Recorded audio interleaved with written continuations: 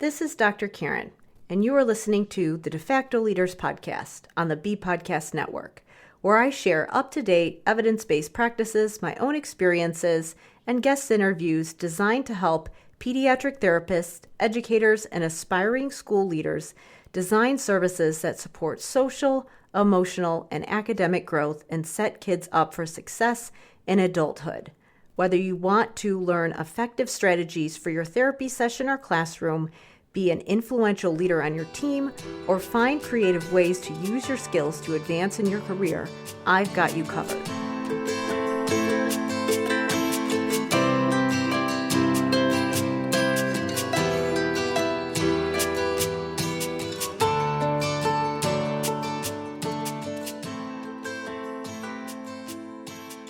Hey everybody, it's Dr. Karen, and welcome to episode 194 of the Facto Leaders podcast on the B Podcast Network. Many therapists feel as though they have limited upward mobility in their careers. Graduate programs understandably focus on direct clinical practice and understanding evidence-based interventions. But unfortunately, this leaves many clinicians unprepared to navigate policy work, salary negotiations, or running a business. This makes many therapists less confident in advocating for reasonable caseloads or better compensation because they feel they have limited options for earning a living. That's why I invited Rachel Archambault to episode 194 to talk about how state and local policy impacts clinical disciplines and how therapists can expand their career options. Rachel Archambault is an award-winning speaker and consultant for trauma-informed care, as well as a licensed speech-language pathologist. She collaborates with service providers, parents, businesses, schools, hospitals, universities, and rehab centers, and other communities to incorporate trauma-informed care into their setting. In 2008, Rachel was an SLP at Marjory Stoneman Douglas High School in Parkland, Florida, when an internationally publicized traumatic event happened at her workplace. After wondering how she could better work with her students and self, who had undergone trauma, she found trauma-informed care. Her lived experience of trauma in combination with her profession allow her to bridge the gap for SLPs and other service providers who want to learn about and implement trauma-informed care in any setting. Rachel is a neurodivergent SLP with PTSD and ADHD and advocates for mental health trainings for SLPs. Rachel uses her unique journey to help put a face to trauma for healthcare providers, parents, and universities. In this conversation, we discuss negotiating salary for SLPs at the district level and giving public comment, and of course, this could apply for other related service providers as well, making a case for districts to hire additional clinicians, including how to show the negative impact of high caseload numbers, how to stay informed and understand how state and local policy impacts your ability to provide quality services, and common knowledge gaps for clinicians, including people management, business operations, sales, marketing, and personal finance. Be sure to check the show notes for all the places you can go to connect with Rachel. And before we get started, be sure to check out the School of Clinical Leadership, my program that helps related service providers develop a strategic plan for putting executive functioning support in place in collaboration with their school teams. One of the things that I talk a lot about in the School of Clinical Leadership is how even though direct clinical practice is extremely important, and we should certainly be working to bolster those skills if we are in a role where we are providing therapeutic services, there are also many other skills required in order to make sure that effective services are in place. This often means using other service delivery models, which means we have to bolster other skills. This might mean understanding how to document protocols, which means having an understanding of operations, or understanding how to take those documented protocols and consult and coach others to make sure that they have the tools that they need in order to embed what you might be doing in therapy into their classroom or maybe their home if they're a parent. And these are all really important skills to have if you are supporting students' executive functioning and language. To learn more about the School of Clinical Leadership, you can go to drkarendudek-brannan.com/clinical leadership. Now, please enjoy this conversation with Rachel Archambault.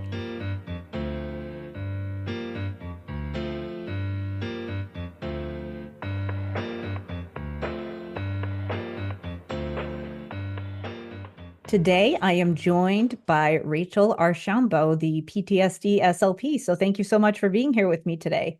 Thank you for having me again. So, returning guest, I'm so excited to talk with you again. I know that if people didn't catch the previous episode, I believe it was, I think, episode 113. So, we'll definitely link to that. But can you give us just kind of a brief introduction of who you are and what you do? And then we can talk about some of the things that you're working on now. Yeah. So my name is Rachel Archambault. I'm a speech language program specialist in Broward County Schools, which is in South Florida.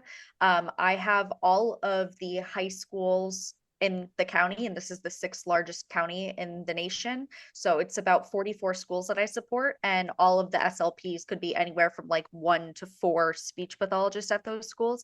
If there's ever a question of, hey, I have stuttering and I don't know how to do this, or I don't, I come in for support, sometimes emotional support, sometimes Hmm. SLP Yeah. support. And I love this role. I love collaborating with adults. Um, I love being a secondary level SLP. That's my preferred area to do speech pathology. So I really enjoy this role. And I also talk about trauma in care. Some of you might know me on Instagram as PTSD SLP. I talk about trauma informed care, neurodiversity affirming care, all of the things under the umbrella of trauma informed, and especially lately supervision in SLP for trauma informed care. Yeah. So I'm interested if was the position that you have now, was that something that existed when you started, or did it kind of come about or get created organically just from need?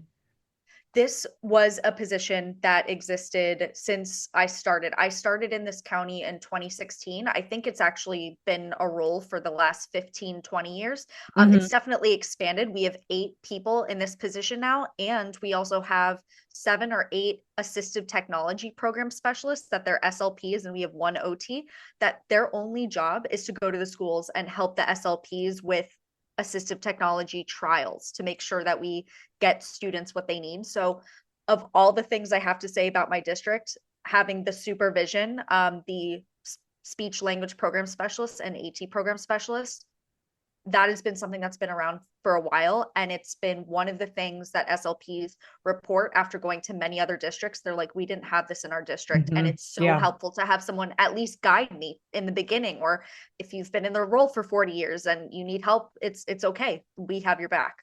Yeah. When I started, so I was in a small district and we had where there's co-ops, and so the Mm-hmm. person who was the support, typically it would be a special ed person. And actually, the assistant director of that co-op now is an SLP, but it's not as common in No. those broader special ed roles. That's actually kind of what I wanted to do, was be a special ed director, but it seemed like it was more psychologists and special ed teachers. Not that they weren't really helpful, but eventually they did create a position where there was a speech coordinator. But even when I left the district to pursue other things, that person wasn't my supervisor. My Mm. principal still did my evaluation. So yeah, I mean, I think I think it's different when the person that is your direct support person is the same discipline. And I understand that it is really hard in districts to always line it up that way, but I think that is kind of nice. I don't know, maybe it's more common in the larger districts. I mean, have I you think seen it that? has to be. I think, yes, I think in many of the larger districts, I went to the Georgia School Based Conference this past March, GOSSLP, which was a fantastic conference. And it was really funny because I sat with, I think it was DeKalb County. I'm sitting in front of them and they have their 7 speech program specialists. And I was like, this is a strange, like Black Mirror episode that I see all my coworkers and in these other people that are sitting across the table from me that they have this similar position. I do not do observations for my SLPs though. And I kind of like that. It's not an administrator level. I'm technically on the same level as an SLP. I'm just in a different position. However, many of my SLPs will be like, oh, that's my boss, Rachel. And I'll be like, no, no, I'm not your boss. I'm not doing the evaluations, which I think some people would prefer if I did it, because at this time it's the principals that are doing it, the assistant principals that are doing their observations.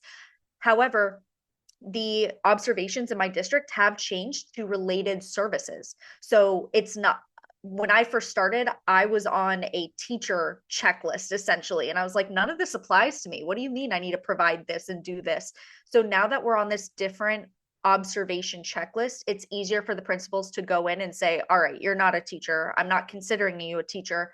Here's a better way of doing an observation for you. Yeah, we had that conversation as well. And then again, same thing where the SLP, again, coordinator or whatever they wanted to call it, where it was an administrator position, they would be more of a support. They weren't your boss, which, Mm-hmm. I've had conversations with even principals or other people where they're like, sometimes it's nice to have a support person who isn't responsible for your employee evaluation, because then I think Yes. if it's just support, then you can be more candid in what you say to that person. Like if you know this person is responsible for saying whether or not you get to keep your job or whatever, it's going to be a little different. Even though I did feel like I could go to my principal just because that's just Mm-hmm. her leadership style. Not everybody feels like that. And Definitely. especially if you need somebody to help, if that person in your building doesn't understand your discipline and is asking you to do things that don't really make sense, I like agree. for a lot of a lot of reasons. I agree. So on the topic of advocacy work, I know that you have had some things come up for you where you've had to figure out how to like gather a lot of information and present to the school board, and I know that you talk to a lot of people in many different states. So I'd love to hear just how you started to get involved with advocacy work. We talked about how you got involved with talking about trauma informed care in the previous Mm-hmm. episode, but I'd love to hear about the advocacy part. How did you get started? Yeah, that happened because I was affected by it. Um, I think the way that I got started into the advocacy component, I mean, from going to trauma informed care and presenting on that topic, I started going to my state association, the conference every single summer. I'm a member of FLASHA. So I had never attended a state conference before attending this one. And I realized in this discussion with other professionals how, as SLPs, we are able to advocate for ourselves. So that kind of started the mindset of how can I make change in my district. When I was in the speech role at my school, I was a school-based SLP for 6 years, and I did little things of advocacy for myself. So whether that was advocating for an extra period pay, advocating for an additional position that was needed. When I first started at the school, I had 120 kids on my caseload. And I was like, I don't think this is right. I mean, I'm a new grad. They're telling me it's fine, but I don't think this is right. So it was collecting that data of doing screenshots of my logging, my billing to show how tight it was, and presenting that to my principal and saying, I cannot see these kids because I'm in IEP meetings all day. I'm giving them all the reasons why they need to consider adding someone, and they did. That very next school year, they had another full-time position. So that was kind of like my first introduction into what I can do to advocate for myself as an SLP. And then I started thinking after attending these conferences, where else can SLPs affect change? What are the issues within speech pathology? And how can we fight for that? So I know I mentioned it in the previous episode, but the first thing on a large scale that I did was I provided public comment twice at my school board meeting regarding increasing SLP pay. So for many years, we were in a critical shortage. There was actually a stipend since 1988 in our district for a critical shortage SLP supplement that was $935. It had not changed since 1988. It was still $936 in 2022. So I am very big on salary transparency, and that was a hurdle I kind of had to get over. And I don't think it was talked enough about in my undergrad or grad program. Like I didn't really know what I would be making once I graduated. I didn't know what the options were. And now I'm a big proponent of talking about what our salaries are, because if we don't talk about it, we don't know if we're being underfunded. We don't know it, it's very important to talk about the actual number. So several times on my Instagram, you will see my breakdown of all the supplements I get to $62,000 a year. That is what I make. And I sat at that board meeting and I did a 3-minute speech, and I put out there what I'm currently making. I explained that, there has been no change since 1988. It is still a critical shortage, but what are you guys doing about it? So it was this effort between myself and about 10 other speech pathologists in the district that went up and talked about, for 3 minutes each, the different areas that we wanted to discuss of the problems of the low pay. And we ended up getting, for that next school year, an increase of about $8,000 just based in the supplements. So that was really how I got started in this. And I see how change is possible, but it can't just be one person. It can start with one person, but you need a team to talk about this with. Yeah, absolutely. Can you explain how, with the critical shortage and the stipend of, what was it, $938, $35, how does that work? Okay. So in my district, I'm on a teacher's salary. So it doesn't matter that I have a speech license. All the teachers are kind of grouped under the same category, or the instructional people are grouped under the same category. So coming in, when I first started, the starting teacher salary in Florida was $43,000.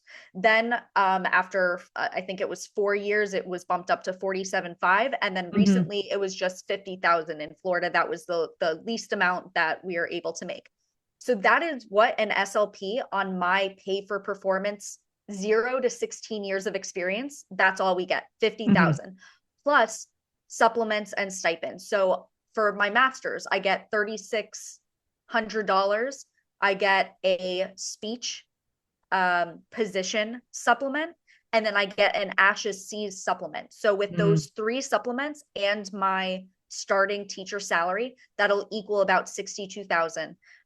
So that is what just one person just graduating with their CF, after their CF, if they have their C's, can make $62,000 in my school district. But that also irks some of the people that have been here for a very long time, that they're not getting those same kind of raises. However, they might be making 80,000, 90,000. And is this people who are SLPs or people who are in other disciplines that don't like it?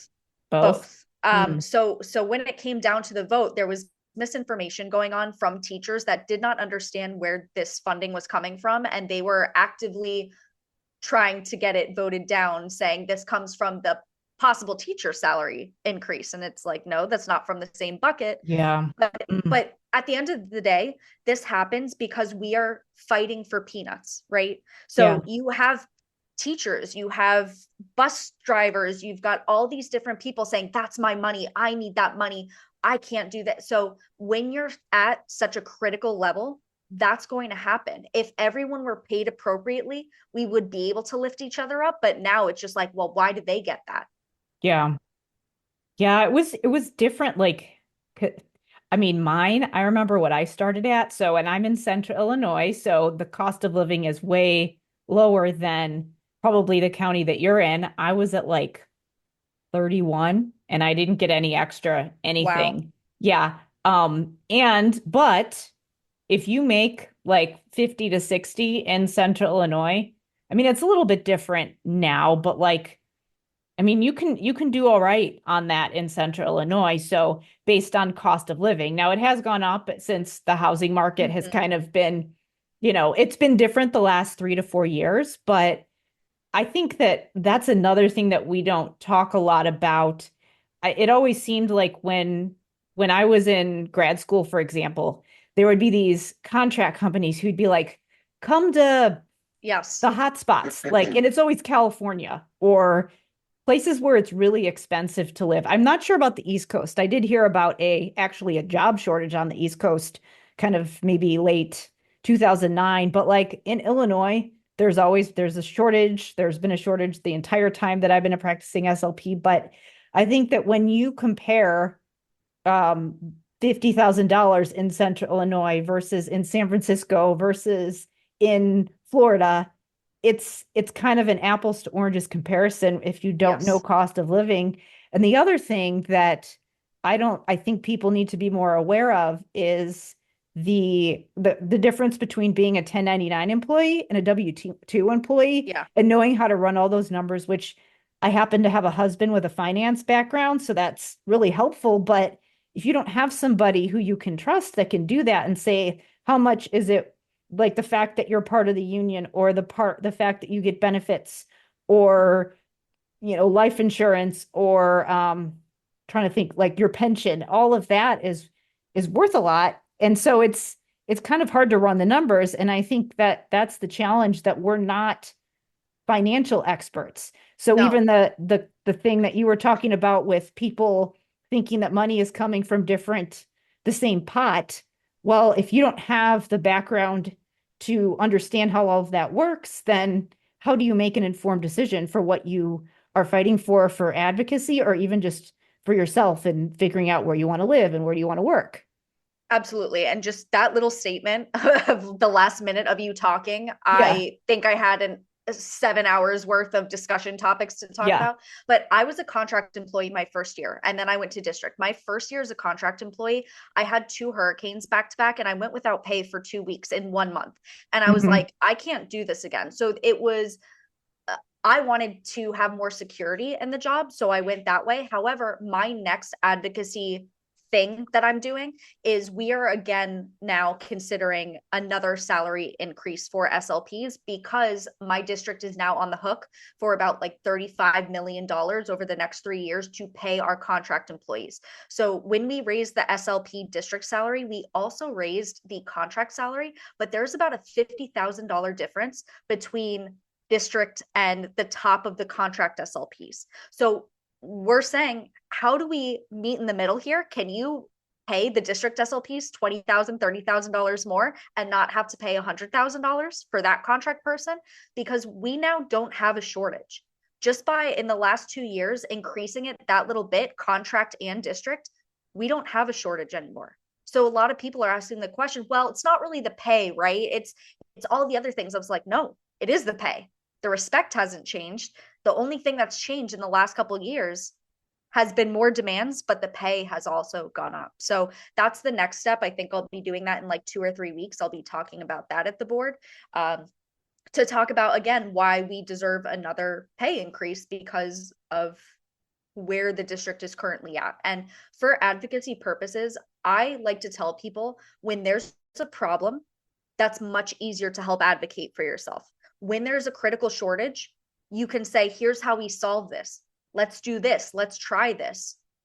Because otherwise, your district might be up against lawsuits for missed services. There's so many other things that will cost them money rather than just them paying SLPs to come to their area. Yeah, and I think that's part of what is challenging for our profession specifically, is that if you are presenting someone or something to someone who is maybe looking at the numbers, and yes, sometimes it is their job to be fiscally responsible, and they don't have the same connection to the clients that you do because they're not living it. And so that's unfortunate, but it does happen. And I think that sometimes when we are making our case, it's more about the emotional side of things, like, oh, we're going to make an impact on our students. And that comes across a little vague to people who are more Yes. analytical and in the numbers. And while that might be frustrating and you think, but they should care about it. Well, they care about what they care about. And if you want to make it something mutually beneficial, you have to figure out what's their bottom line. And if it's going to be saving money, then you have to figure out, how can I also show how this thing that is maybe I want for a different reason is going to save money. And I think the threat of lawsuit, I feel like that's a big selling point for It many is. districts. It has to Yeah. be. And I think of when I went up there and I naively was like, I can't afford to live in my place anymore with Right. all the Yeah. cost of living. And they're like, yeah, we know. But Yeah. when they can kind of toss that aside and say, yeah, Yeah. well, you live here, that's your choice. But when it Yeah. comes Yeah. down to what the district is going to owe, then they're like, all right, let's take a look at this. So Mhm. if for those of you out there that are considering advocacy, start with what the problems are in your district. What is the result of not filling those positions? What kids are going to be missed? What lawsuits are going to come down from there? And when you put it into data like that, they're able to grasp it rather than I can't feed myself sometimes, which is awful, you know? Yeah. But you Yeah. have to speak their language, which is what I've learned in this position. Speak their language. Yeah. I mean, it is that, I mean, it's so true. You've got to make it about them and what they like, figuring out what each stakeholder cares about and what is the thing that's going to impact them, not necessarily what's going to impact you. But I also think that with the caseload numbers, if you're in a state that doesn't have a caseload cap, Mm-hmm. that makes it a lot different, because if you're in a state that has a cap, you can say, hey, we're out of compliance because I have too Yes. many students on my caseload. Now, that's not a foolproof argument, because then they can say, oh, you're overqualifying and things like that. Like maybe you should consider the Right. students that you are making eligible and the students that you're counting on your caseload, because I'm in a state that has a cap of 60, which is, depending on the students on your caseload, can be manageable. Now, some districts choose to just keep their SLPs lower because that's just their choice. But that's, if you hit the jackpot and find a district like that, then that's great. But when you have a district that is in a state that doesn't have a caseload cap, then it gets a little bit harder to make that argument. And I know Florida does not have a cap. Is that right? We don't. And that's why when I graduated and got placed at this school, and they tell me, oh, it's 120 kids. That's super doable. The person before That's you so was doing that crazy. caseload for like 8 years. It's totally fine. Which now in my position, I'm able to advocate for SLPs. But you were talking about some SLPs who go to California and New York. When I get the SLPs from those states that come here, the first word out of their mouth is, well, that's unethical, or that's like just not having a Yeah, caseload cap. And I understand where they're coming from, but it's it's the law in the state. right, Or right, not the right. law. So, Yeah.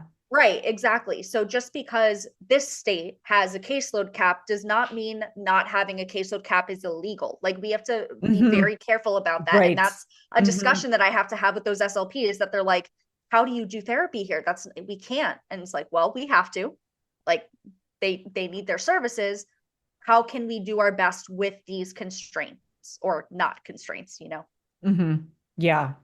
How, like, I mean, it's so crazy to think over 100 students, but I actually know some people who were part-time and had over 100 students, which is even crazier to me. But I mean, I'm assuming there's a lot of group sessions and you Yes. get you get a raised eyebrow if you're seeing students one-on-one. I Oh mean, what yeah. would you do for students who are AAC users, for example? Like what would like I guess I'm just curious how you do it when you have these caseloads that are, I mean, they're not reasonable. I Right. know that they're not illegal, but Right. And it's hard.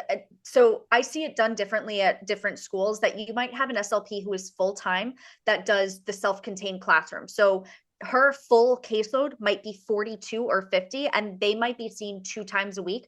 So we can better group the students and have more individual sessions for the AAC users versus my gen ed caseload. If I'm working full time, many of those kids are only 1 time a week. So yes, the groups mhm, might be 8 kids in a group, but then the next day I'm seeing 8 different kids in a group. It's just like a rotating, yeah, a rotating door.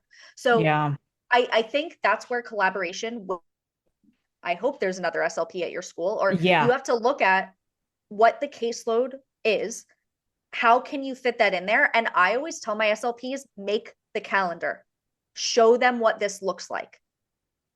So if they're expecting you to do 130 kids, you put all of those services in a calendar and show them what that looks like, because they can't conceptualize all the time what that means. Like you're saying, oh, I'm seeing 5 kids in this group and 2 kids in this group and then 8 in this group. They can't keep track of that. Have a picture of it and show them what that looks like, because that is the way that I got the full-time position added on, saying this is impossible. It's not Mhm. going to work. Um, and that's the way that we can help advocate and get ourselves another person if we need to, or another percentage of a person. So how did you do that? If they think, oh, it's acceptable to have a group of 8 students and you're showing that they're all on your schedule, how did you make that case despite the fact that that it wasn't illegal for you to be seeing however many students? I mean, what kinds of things aside from the schedule did you have to bring to the table in order to make that happen, to get them to hire somebody? So I think each situation is going to be different. The situation that I came into was a woman at the end of her career that was not interested in making Mm-hmm. waves.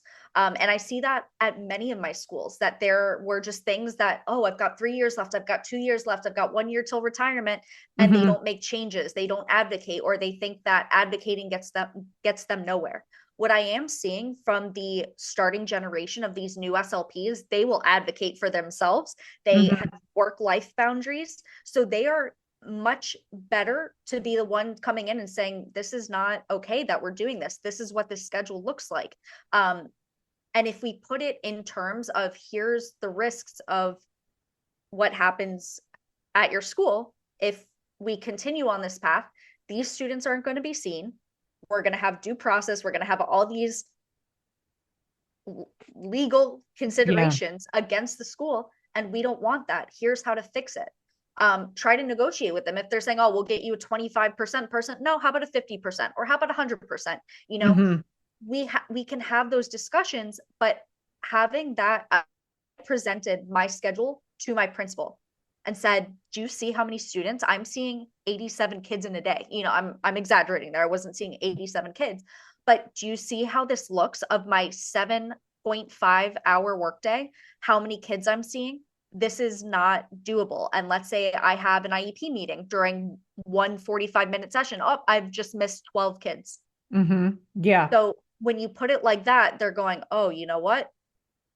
This is a high profile kid. I don't want you to miss that one. Yes, we can try to rearrange them and put them somewhere else in the schedule, but that's that's not best practice. Mm-hmm. And you have some admin who are going to say that's okay. It's all right if it's not best practice, but you can advocate for yourself best. Also, I don't blame people for not saying I'm not going to take this position. There Yeah. are many SLPs who choose a job that they say, oh, it's just 45 kids. And then you walk in and it's a million kids. When the schools aren't forthcoming with what they're being asked to do, I have no problem with people saying, you know what, was not what was promised, and I'm out if you don't plan to change this. So does that happen in your district where they've not been fully transparent about what the caseload or I don't, assignment has been, or in just you've my just heard about it? I've heard about it, not in my Mhm. district. I think partly because of our position that we have the list of, oh, there's 160 kids, but it's split by 3 SLPs. We're able to give them the exact numbers versus people that are more detached from it. They'll say, oh, it's like 30 kids maybe. I have heard when I go to like national conferences, a lot of people say, yep, as a contract, I was expecting this and this is what I got. It's mostly what I hear from the contract companies that they Yeah. say, oh, the school says it's only 30, but it's really the contract company just wanting that position taken. Yeah, so I haven't actually worked for a contract company in the schools. I've done, well, I guess technically, I'm just trying to think. In skilled nursing, I've done Mm-hmm. contract work and it wasn't too bad because I actually got to talk to the people who were working at the facility, and then I just had to do the contractual stuff was just a technicality. I already had talked to someone who worked there, so I knew what I was getting myself into. But it's really interesting with some of those recruiters that you talk to. I remember I talked to one guy who he was really good at his job, and he was not a clinician. I didn't end up working for that company, but he had all the numbers and he said, here's what your caseload is going to be, and here's, this is what people love about it. You don't have to do as much admin work. You can just focus on therapy. Now who knows if that would have happened, but the other thing that he was able to tell me was their retention. He was like, it's, 90 such and such people. And then I talked to another company and they were like, I don't know. Like they didn't even have the numbers. So either they weren't being transparent or they didn't know, which is a problem. I mean, if you are hiring people on a contractual basis, that's really important information to be tracking, like how many people are happy and renewing their contracts year after year. And so that to me was a big red flag. I'm going to take a quick break here to talk about the School of Clinical Leadership, my program that helps related service providers design programming and interventions to support students' executive functioning in school settings. Social skills groups are often seen as the entire intervention, and when they're delivered this way, they're often done in an academic format where an adult is leading the session and kids are answering questions or discussing various social rules and scenarios. This is a very small piece of what needs to happen. When we think of social skills intervention as just a lesson plan or social skills group, kids get really good at answering questions about how they should be acting in hypothetical situations. However, they often don't transfer any of those things over to real life. This is because real social interactions are not academic situations. We're actually not working on the skills preventing kids from using the information and knowledge we're trying to give them. In other words, we're not building the executive functioning skills kids need to be successful in social situations, not to mention other areas of life. Before you can successfully implement social skills intervention, you need to have a solid understanding of what executive functioning is, both the internal skills and the external behaviors, what successful intervention looks like and who needs to be involved, and what service delivery models can effectively address executive functioning. This is exactly what I show you how to do in the School of Clinical Leadership. In the program, you'll learn why kids continue to experience anxiety or behavioral challenges even though they're going to therapy or have a behavior plan, common mistakes multidisciplinary teams make when teaching executive functioning, and how to correct these mistakes, why kids struggle with problem solving and friendships even though they're going to pull out therapy and social skills groups, and most importantly, how to help your team work together to figure out solutions to all of these things. If you are in a related service provider role, if you're a speech pathologist, social worker, counselor, psychologist, occupational therapist, or other professional on a school team supporting students, you can emerge into a leadership role on your team and help to guide these interventions. I help you do that in the School of Clinical Leadership. To learn more about the program, you can go to drkarendudek-brannan.com/clinical leadership. I was placed at a school when I was a contract, and they called me up and they say, Rachel, you're going to this school. It's called blank blank middle school. And that was my rival high school. And I was like, that's a high school. And they're like, no, it's not. It's a middle school. And I'm like going back and forth about it. And they come back to me, oh, yes, you are correct. It is a high school. And I'm like, yeah, That's shouldn't really you guys know that? important. You know? Yeah. Because there's many people who join a contract. And what I see from the contracts is they're able to be a bit pickier with what they choose. I was there, that they gave me like 3 choices, that they gave one that was probably an hour and a half away from me. I was like, no, thank you. I need to be closer to where I live. And then at the end of the day, they were just like, all right, this is your last one. Here you go. It's a middle school. And I was like, that's not correct. So I think sometimes they're just worried about filling the positions and they don't know all the information. And I think some might be not as transparent and some might just not have the answers. Yeah. Some might not know. And they go, oh, I think it's about this. And I think there's a lot of issues that go into like the placement part of it. But I know many contract companies have that, like, oh, we specialize in clinical fellowships. So they get a lot of the new grads that come in and we're put in these positions. So I just thought that was a normal caseload, that, oh, they say it's okay. That's what it is. And then now I would never take anything like that. And I recommend my SLPs, like, here's how you advocate for not having that caseload. You're in the position, but here's how we get someone else. Yeah. Well, and so there's the advocating for the job and being informed about what is normal and what's acceptable and what's legal and what's not, and all of those things. I mean, obviously with anything that has to do with the law in different states, some of that is, you have to understand what the different state guidelines are. But I think the other thing that I wish I would have known sooner is just understanding the options as far as career paths. Yes. And I knew that I was really interested in research. I knew I was going to get my doctorate, but to me, the obvious thing is you go and you work at a university. So that was one thing. And then I kind of came into potentially considering school administration because the doctoral program that I was in also had an overlap in the special ed director programs. But then when I'm, looking for these jobs, school administrator positions are there is a shortage. There's definitely a shortage in special ed. There's a shortage of principals just nationwide. It varies state by state. But the job market and understanding how to navigate that is so different from SLP positions where you have recruiters trolling you and, hunting you down. I mean, I still have recruiters that call me every week for SLP Yep. positions. So I wish I would have known a little more about what's the trajectory look like for you besides being a clinician. I don't want to say just being a clinician because, No. some people can evolve into all kinds of different, like areas of expertise and do amazing work in direct therapy and they just love it and they want to stay there their entire career. But some people want to do something different. And I'm one of those Yes. people. So there's the official employed options, but then there's the self-employed options that you can also consider. And I think the thing that I like about that is if you have options, then you don't feel trapped.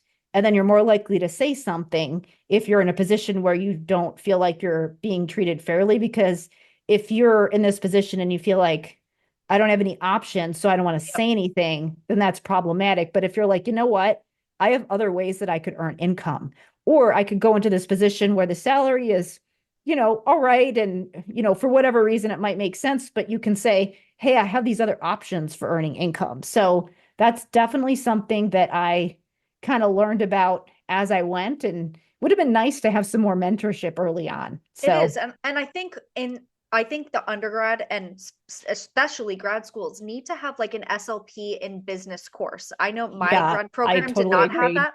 And I know from an undergrad perspective, I didn't know when I chose this field that upward mobility would be important for me. Yeah, So I see my same brothers here.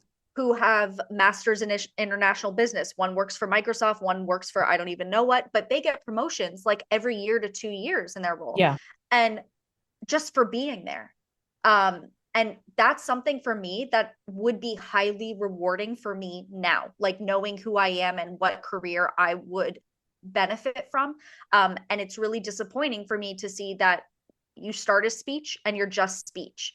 Or Yeah. how do we talk about in undergrad and grad school? How do we get that upward mobility and still remain in that speech field to keep our people? Yeah. So I think those are things that our fields needs to do better about advocating, especially with our new people, how we get that, because that's what people are looking for. They're looking for that reward for staying, for their good work. And a lot of the times in the school system, medical, it's hard just to be speech. hmm Yeah, it is. And, I know we are starting to get, I would say maybe ASHA. I don't know if it's happening at the university level, but I think that there's an awareness of that people want to know how to start a private practice, for example. And I Yes. know that compared to other fields, like I'm just trying to think about, and I just dabbled in private practice and didn't really go there because I wanted to go a different direction. But other clinical disciplines have more of a roadmap for starting a private practice. I think we're getting better.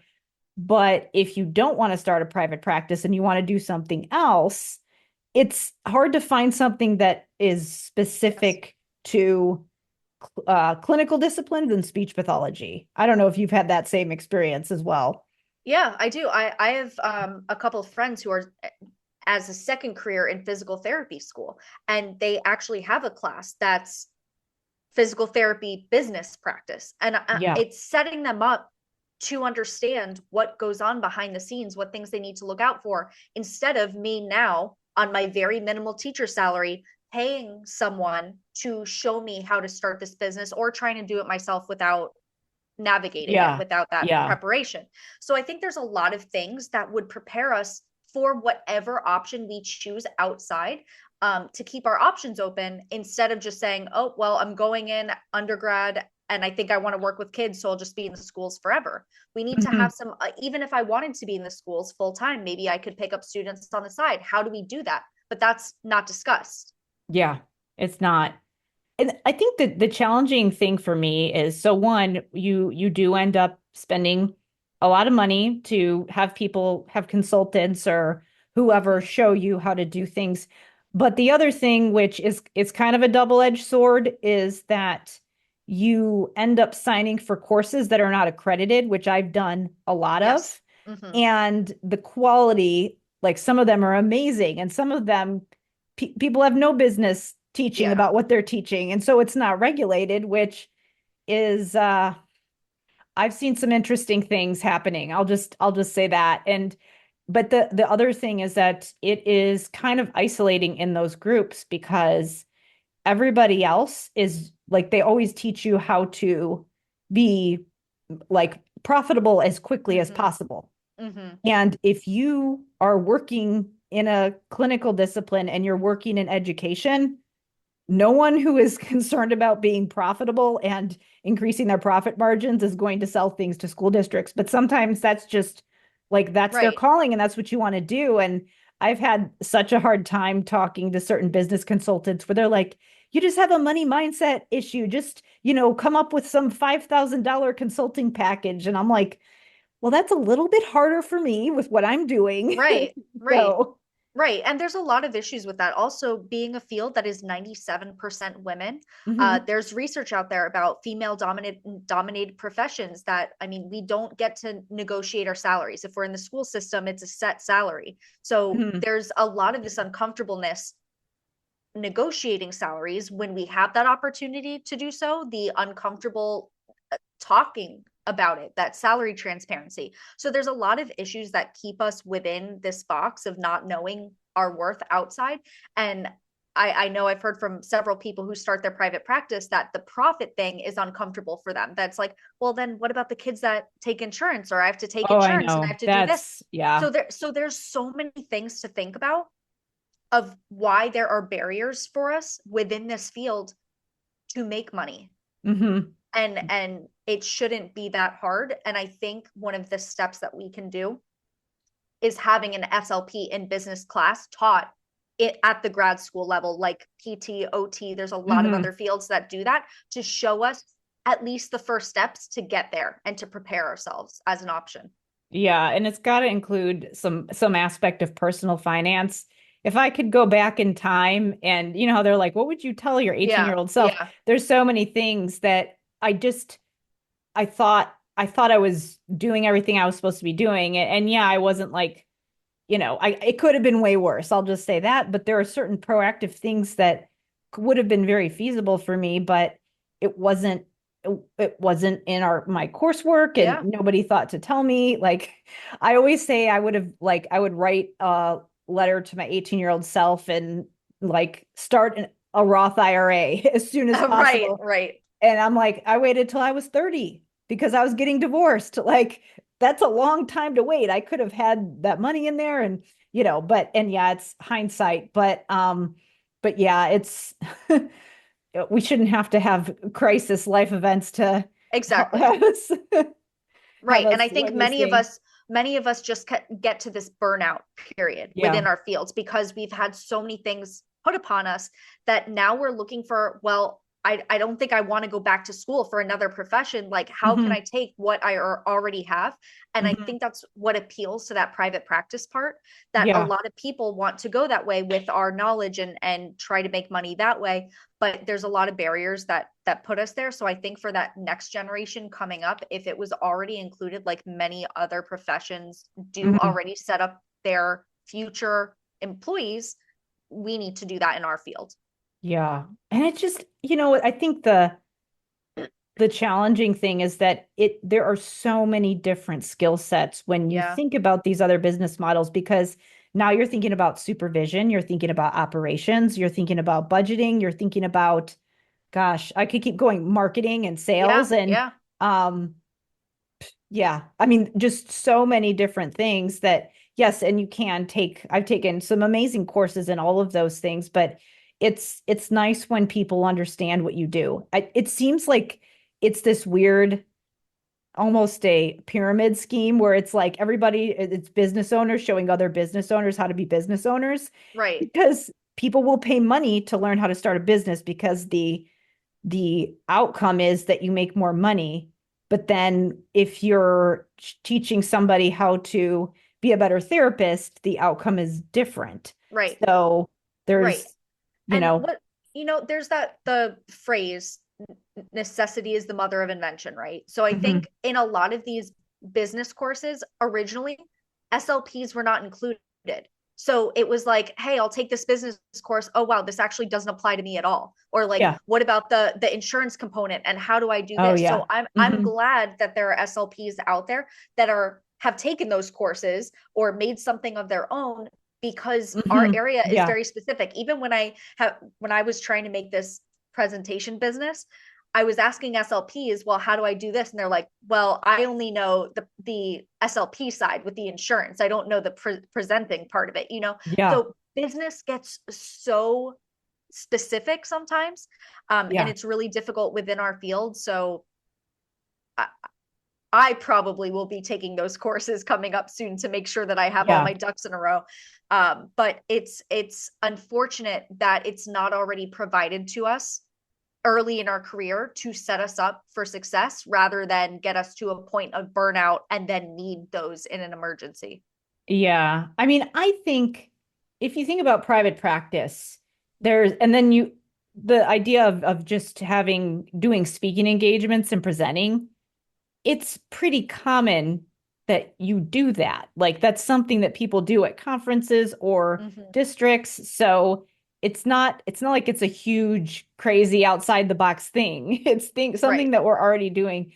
That the pay transparency and the whole how much do you charge for your sessions right, and right. your consulting and your speaking engagements is a whole it's weird. Like you can't, it's hard to find information about it. It It's is. yeah, it's It it is. It's very interesting to see that, like, we've come very far within our fields for salary transparency as a speech pathologist, but when it gets to those business pages, then it becomes again more difficult to see people at different levels or salary transparency of what they get for speaking.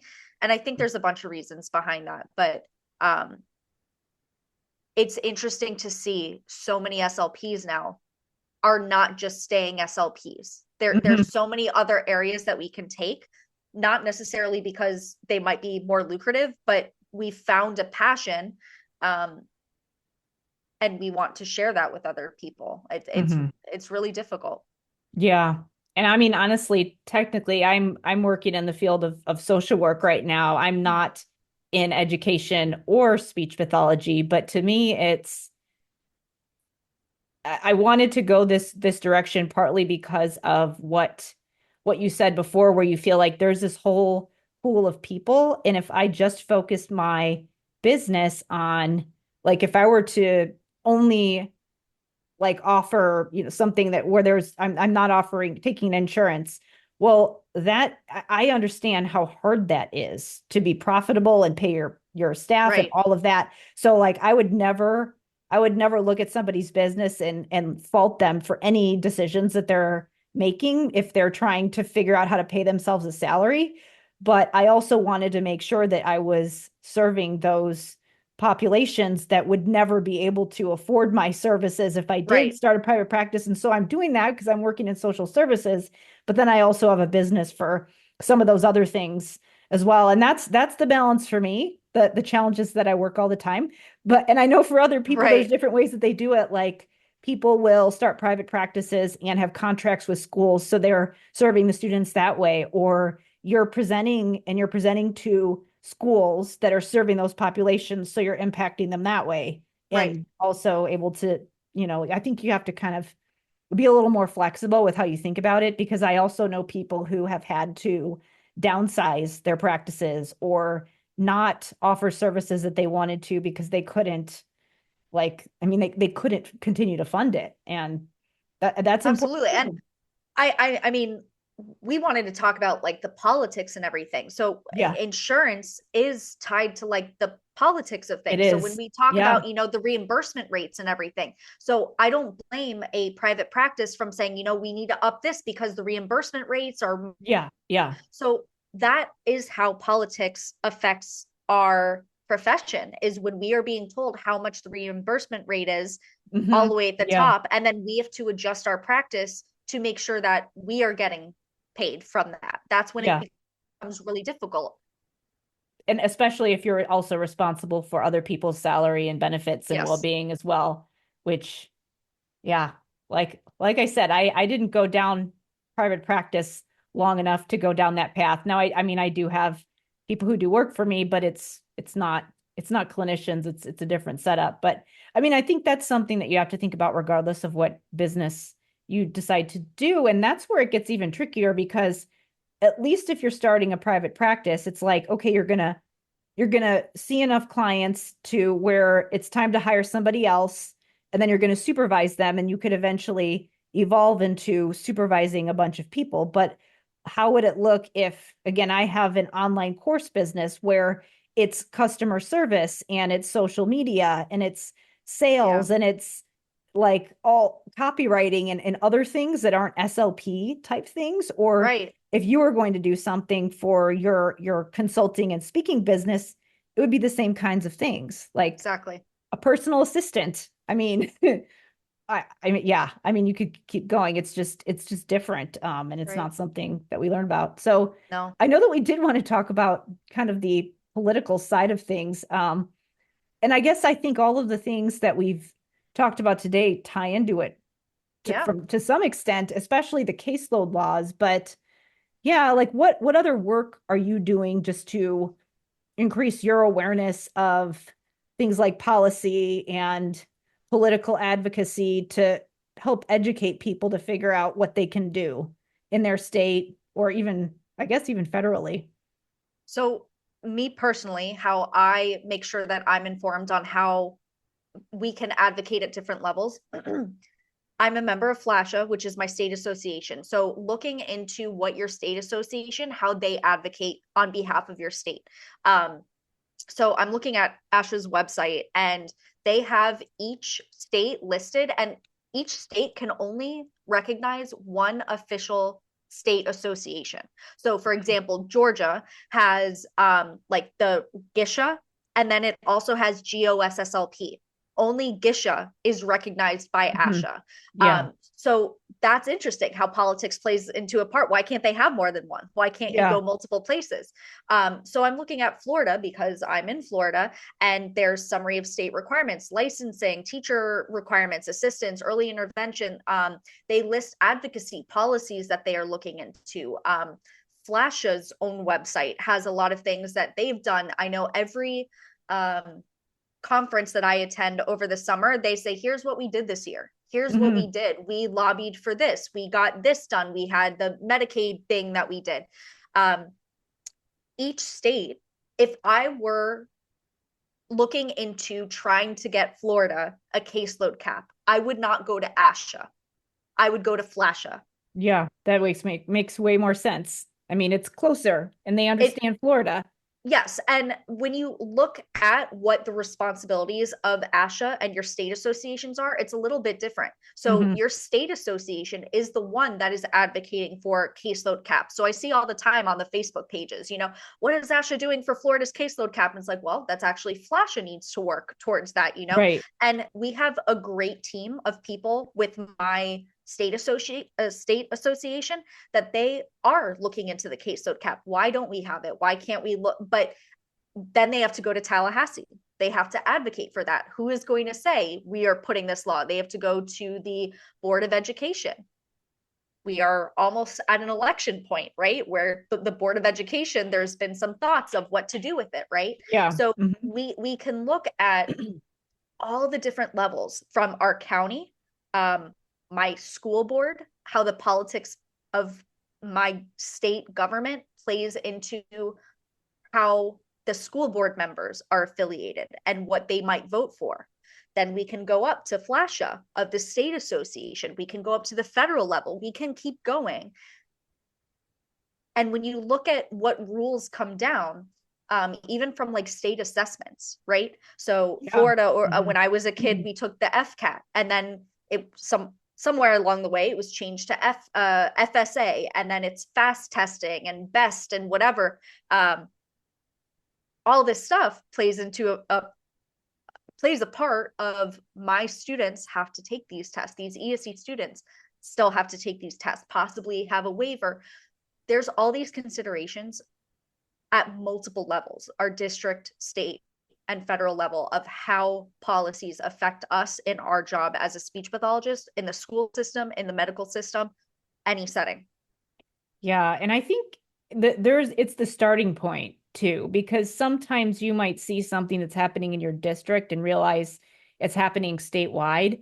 I know, so with in Illinois we have some local chapters, but again, there's the one ISHA, and they've actually the advocacy for Illinois starts with ISHA, but I know that they've gotten support from ASHA, but the only reason that ASHA would have known what to do to be helpful is that it had to start with the state. And so there was a partnership there, but again, it still started at the state level for them to know what would be relevant for Illinois specifically. And I know some other people, some other SLPs who've gotten involved in other advocacy groups. So again, at the state board level, or let's see, there's some dyslexia advocacy groups and a reading league, and there's different chapters, other things that are not SLP specific that impact what we do. And that's a great way to collaborate with other disciplines as well, so that you don't have as much competing for resources because you're all trying to go in the same direction. Right. And one thing that I just did last week, I was on a panel by ASHA. It's one of their, I think, quarterly town halls, or their fall town halls. It was a school safety town hall. So as an SLP, my scope is not necessarily school safety, right? But we had a physical therapist on who wrote a physical therapist guide to evacuation drills. And we have to take into account, as speech pathologists, what does that look like for our students, right? So even though school safety isn't my scope, the communication level of my student is. So I'm very interested in this school safety component, and I want to help as the speech pathologist. So I can advocate with the fire marshals of my district, of my state.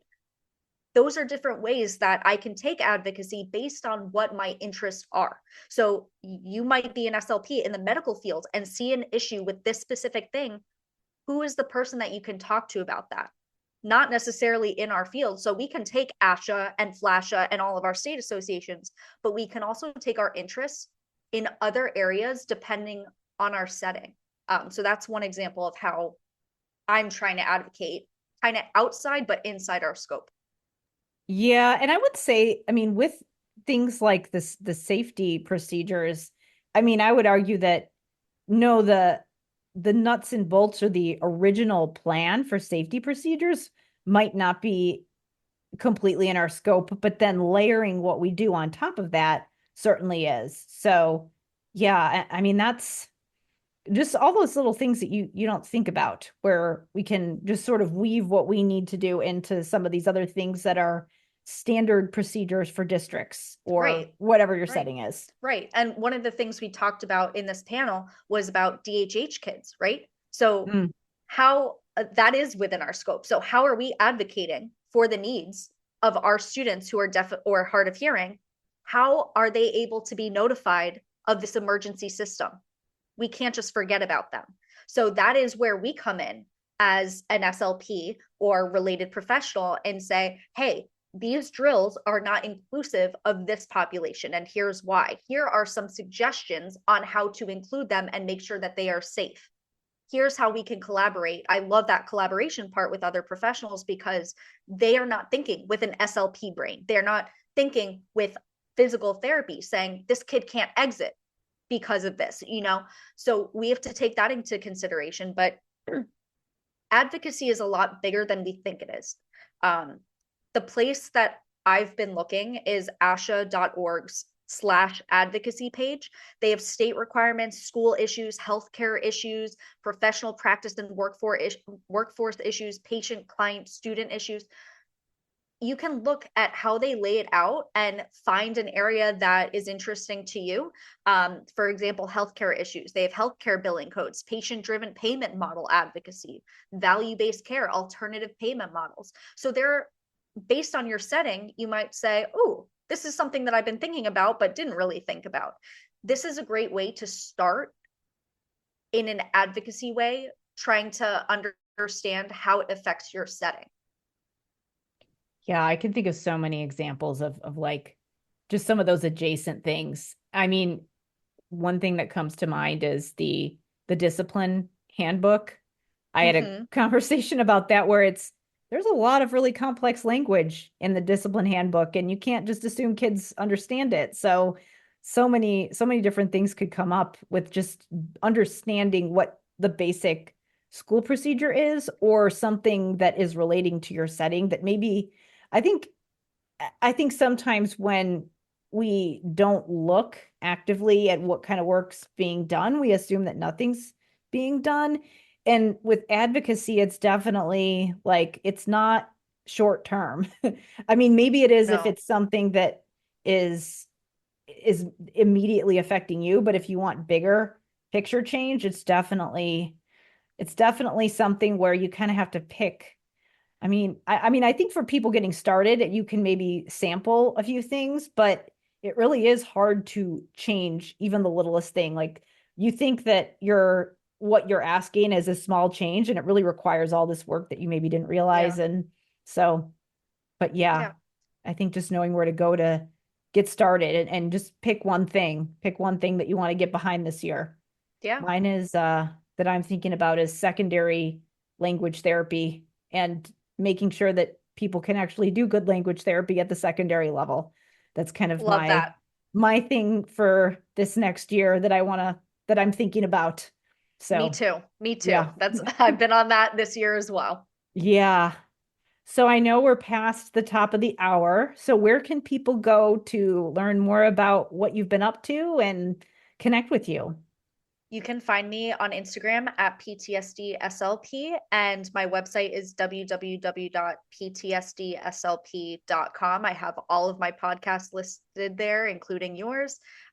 Just one easy page to find it. And I'm always on Instagram, so please feel free to message me. If you don't have Instagram, I do have a Facebook page that I post all the same things I post on Instagram, so you can find me there as well.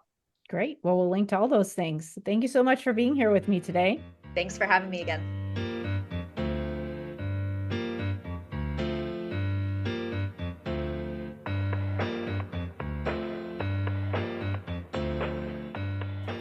Thank you so much for listening. Be sure to check the show notes for all the resources that were mentioned in this episode.